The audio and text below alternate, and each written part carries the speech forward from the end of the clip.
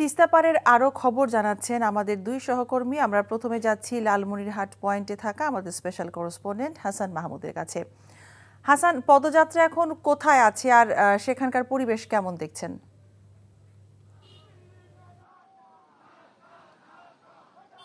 পদযাত্রাটি আসলে রংপুরের কাউনিয়ায় যে সেখানে পৌঁছেছে এবং সেখান থেকে কিন্তু আবার ফিরছে এটি লালমনিরহাটের দিকে, অর্থাৎ প্রায় তিন যদি ধরি সেই অর্থে 6 কিলোমিটার পথ কিন্তু পায়ে হাঁটছেন মানুষ। এখানে আসলে আমরা একেবারে সরে জমিনে দেখেছি, এখানে মোটে মজুর বিভিন্ন শ্রেণী পেশার মানুষ আসলে অনেকে স্বতঃস্ফূর্তভাবে এসেছেন, বৃদ্ধ এসেছেন এবং আমরা যেমন দেখাচ্ছিলাম একটু আগে প্রতিবেদনে অনেক মোটে মজুর কৃষক, বিশেষ করে যারা তাদের জমি হারিয়েছে, ঘর হারিয়েছে, সেই কৃষক কিন্তু এসেছেন এবং সাধারণ মানুষ যারা তিস্তা নদীর অববাহিকায় তাদের জীবন এবং যাপন তাদের আছে, সেই প্রকৃতির এমন বিরূপ আচরণে, বিশেষ করে তিস্তা নদীর ভাঙন, বর্ষায় নদী ভাঙন এবং গ্রীষ্মের যে শুষ্কতা, মরুর মতো, কারবালার মতো, সেই গ্রীষ্মকালে তারা কিন্তু শুষ্ক মৌসুমে তারা কিন্তু পানি পায় না, কারণ যে আবাদি জমি, তাদের যে কৃষি নির্ভরতা সেটা কিন্তু হচ্ছে না। তো এই অর্থে তারা প্রতীকী অর্থে লং মার্চ করেছে। এটি 3 কিলোমিটার 6 কিলোমিটার, অর্থাৎ বলতে পারেন যে লং মার্চটি যেখান থেকে শুরু হয়েছে সেখানে ফিরছে, অর্থাৎ এই ফিরতি পথেই আমরা দেখাতে পারছি। এবং সাধারণ মানুষ কিন্তু এই লং মার্চে তাদের আওয়াজটি যেটা ছিল যে তাদেরকে তিস্তা বাঁচাতে হবে, তিস্তাকে রক্ষা করতে হবে, এবং বিভিন্ন শ্রেণী পেশার মানুষ কিন্তু এই পায়ে হেঁটেই এতটুকু পথ অতিক্রম করেছেন। এবং এখানকার যে প্রধান সমন্বয়কারী এই তিস্তা নদী রক্ষা আন্দোলনের আসাদুল হাবিব দুলু, তিনি নিজেও কিন্তু পায়ে হেঁটে 3 কিলোমিটার গেছেন এবং এখন আবার ফিরছেন। অর্থাৎ বিষয়টি হচ্ছে যে এইখানের যে গ্রামীণ জনপদের মানুষের যে আকুতি তিস্তা নিয়ে, যে আক্ষেপ, যে দুঃখ তাদের তিস্তা, সেই তিস্তা বাঁচানোর জন্যই কিন্তু তারা আসলে এই পদযাত্রা অংশগ্রহণ করেছেন এবং ছুটে এসেছেন এই কারণে যে এই আন্দোলনের মধ্য দিয়ে যদি তাদের তিস্তা আবার প্রাণ এবং প্রকৃতির যে প্রাণ সঞ্চার হয় বা প্রাণ পায়, তাহলে তারাও হয়তো তাদের যে বসতভিটা সেটি রক্ষা হবে, তাদের আবাদি জমি রক্ষা হবে এবং মাছ কেন্দ্রিক যে জেলে সম্প্রদায় তারাও বেঁচে উঠবে। তো লং মার্চ লালমনিরহাটের দিকে যাচ্ছে। হাসান, আপনি আমাদের সাথেই থাকুন। কোটি মানুষের আস্থার ভালোবাসায় 11 বারের মতো দেশের 1 নম্বর রেফ্রিজারেটর ব্র্যান্ড ওয়ালটন। আমরা এবার চলে যাচ্ছি রংপুরের কাউনিয়া পয়েন্টে। সেখানে আছেন আমাদের senior correspondent AKM Moinul Haque. Moinul, এখন কি কর্মসূচি পালন করছে আন্দোলনকারীরা?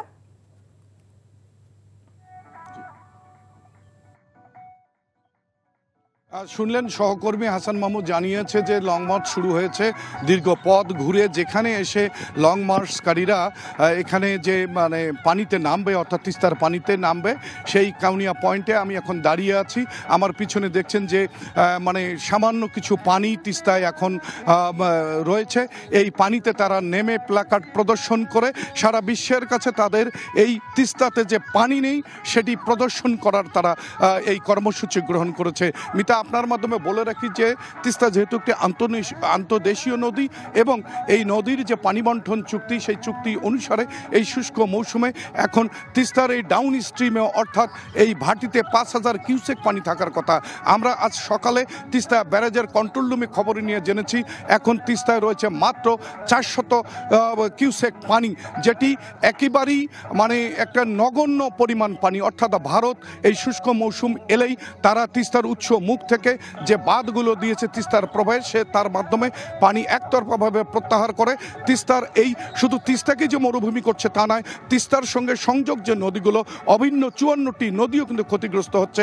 এখানে জীব বৈচিত্র্য ধ্বংস হয়ে যাচ্ছে, এখানের আবাদ নষ্ট হয়ে যাচ্ছে, এখানে সেচের অভাবে অনেকে আবাদ দিতে পারছে না। আর বর্ষাকালে আবার উজান থেকে ভারত এমনভাবে পানি ছেড়ে দেয় পূর্ব নোটিশ ছাড়াই যে ভেসে যায় তিস্তার দুপার এবং ধ্বংস হয়ে যায় অনেক বসত ভিটা সহ নানান স্থাপনা এবং অবকাঠামো। এর ফলে তিস্তার মানুষের দুঃখ যেন দীর্ঘ থেকে দীর্ঘতর হচ্ছে। আর এরই প্রতিবাদে আজকে দ্বিতীয় দিনের কর্মসূচিতে এই তিস্তার পানি এই কাউনিয়া পয়েন্টে তারা কিছুক্ষণের মধ্যে অবস্থান করবে এই লং মার্চ, প্রতীকী লং মার্চে যারা অংশগ্রহণ করেছে। মিতা, জানছিলাম তিস্তা রক্ষায় আন্দোলনের দ্বিতীয় দিনের খবর। লালমনিরহাট থেকে তিস্তা আন্দোলনের আরও খবর জানাবেন আমাদের স্থানীয় প্রতিনিধি হায়দার আলী বাবু। বাবু, আপনি যেখানে আছেন সেখানে পদযাত্রার কি তথ্য আছে আপনার কাছে, আমাদেরকে জানাবেন।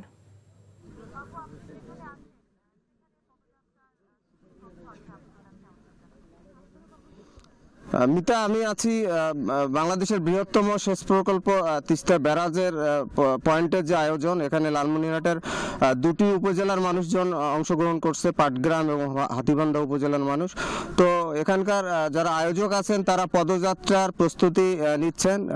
তিস্তা রক্ষা আন্দোলনের সমন্বয়কদের একজন ব্যারিস্টার হাসান রাজি প্রধান, উনি কিছুক্ষণ আগে এখানে এসে পৌঁছছেন। তারা কিছুক্ষণের মধ্যেই তিস্তা ব্যারাজ থেকে পদযাত্রা বের করে সাধুর বাজার বলে একটা জায়গা আছে, সেখান পর্যন্ত যাবেন। আর পদযাত্রা শেষে তারা তিস্তার হাঁটু পানিতে নেমে প্লাকার্ড প্রদর্শন করবেন, যাতে বিশ্ববাসী জানতে পারেন যে তিস্তার বর্তমান কি অবস্থা। আর সন্ধ্যায় তারা আবারও নদীতে নেমে মশাল প্রজ্বলন করবেন এবং তারা সেই মশাল দিয়েই লিখবেন যে জাগো বাহে তিস্তা বাঁচাই। আর বিকেল নাগাদ এখানে বিএনপির স্থায়ী কমিটির সদস্য বাবু গয়েশ্বর চন্দ্র রায় উপস্থিত হওয়ার কথা আছেন। আর সন্ধ্যায় তারা ডকুমেন্টারি প্রদর্শন করবেন এবং বিএনপির ভারপ্রাপ্ত চেয়ারম্যান তারেক রহমানের বক্তব্যের মাধ্যমেই মূলত প্রথমার্ধের প্রোগ্রাম তারা শেষ করবেন। এরপরে নাটক, যাত্রা সহ নানা আয়োজনে আজকে সারা রাত ধরেও এখানকার আন্দোলনকারী বা অংশগ্রহণকারীরা এখানে উপস্থিত থাকবেন আর কি। আমার কাছে এই ছিল সর্বশেষ। লালমনিরহাট থেকে জানছিলাম তিস্তা অভিমুখে পদযাত্রার খবর।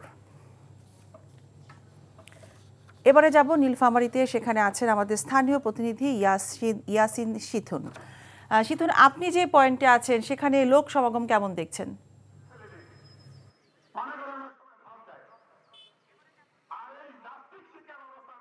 মিতা, আমি এখন রয়েছি নীলফামারীর তিস্তা ব্যারাজের ডালিয়া পয়েন্টে। এখানে আজকে দুপুরের পরে বিএনপির স্থায়ী কমিটির সদস্য বাবু গয়েশ্বর চন্দ্র রায় প্রধান অতিথি হিসেবে একটি জনসভায় বক্তব্য রাখবেন। দুপুরের পরে যেহেতু এই জনসভাটি, এই জন্য এখন থেকে নেতাকর্মীরা আসতে শুরু করেছে। আমরা দেখেছি নেতাকর্মীরা মিছিল নিয়ে এবং খণ্ড খণ্ডভাবে তারা তাদের মতো করেই আসছে। দুপুরের পরে এই জনসভাটি শুরু হবে। এরপরে আজকে সন্ধ্যার সময় বিএনপির ভারপ্রাপ্ত চেয়ারম্যান তারেক রহমান এখানে প্রধান অতিথি হিসেবে বক্তব্য রাখবেন এবং দিক নির্দেশনামূলক বক্তব্য রাখবেন তিস্তাপাড়ের মানুষদের উদ্দেশ্যে।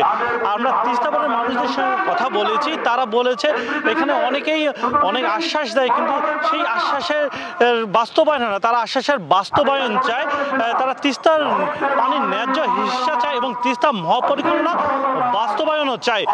তিস্তা নদীর এই পাড়ের মানুষের যে দুর্ভোগ এবং দুর্দশা, দীর্ঘদিন থেকে এই কৃষকদের দুর্দশা, শুষ্ক মৌসুমে যে ভারত আন্তর্জাতিক আইন লঙ্ঘন করে একতরফা পানি প্রত্যাহার করে নেয় এবং বর্ষার সময় অতিরিক্ত পানিতে প্লাবিত করে, এই এলাকার মানুষের ফসল নষ্ট হয়ে যায় এবং শুষ্ক মৌসুমে পানির ভাবে ফসল ফলাতে পারে না এবং প্লাবিত হওয়ার কারণে বাড়িঘর একেবারেই তারা খুব কষ্টে তাদের থাকতে হয়। আমার কাছে সর্বশেষ তথ্য।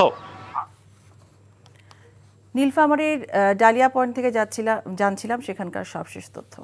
কোটি মানুষের আস্থার ভালোবাসায় 11 বারের মতো দেশের 1 নম্বর রেফ্রিজারেটর ব্র্যান্ড ওয়ালটন।